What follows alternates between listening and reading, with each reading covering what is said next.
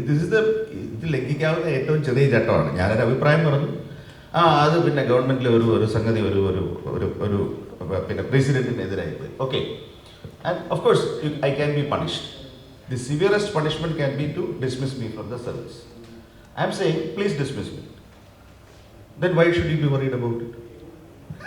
That's the end of the matter. അതിനെപ്പറ്റി പൊതുസമൂഹം എന്തിനാ ചർച്ച ചെയ്യുന്നത്? പക്ഷേ തിരുവനന്തപുരത്തെ പത്രക്കാർക്ക് മുഴുവൻ എന്നെ ചട്ടലംഘകനാക്കണം. ഇതിൻ്റെ ഒരു പ്രശ്നം എന്താണെന്നറിയാമോ?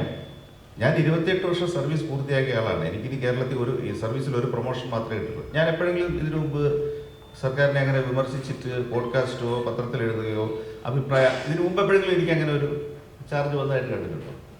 ഞാൻ വളരെ നമുക്ക് let's talk about concrete things, right?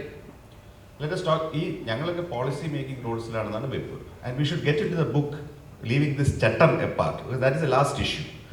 ചട്ടം ലംഘിച്ചു. Prashant IAS B Ashok IAS സർവീസിൽ നീക്കം ചെയ്തു. Does it affect any of you? ഞങ്ങളുടെ ഫാമിലീസിനെ എഫക്ട് ചെയ്യും. എനിക്കിതുകൊണ്ട് ഒരു ചുക്കുമില്ല. എനിക്ക് ഭാഗ്യവശാൽ ഭൂസത്തുള്ള കുടുംബത്തിൽ ജനിച്ചതുകൊണ്ട് ഞാൻ 50% ഇപ്പോഴത്തെ മാർക്കറ്റ് നിരക്ക് എഴുതി വിട്ട് കഴിഞ്ഞാൽ വീട്ടിൽ ഇരുന്ന് എനിക്ക് വലിയ സൗകര്യമായിട്ട് തോന്നുന്നത്. കാരണം ഇപ്പോൾ ഇയാൾ 1.5 വർഷമായിട്ട് ജോലി ചെയ്യാതെ ശമ്പളം പറ്റിക്കൊണ്ടിരിക്കുക.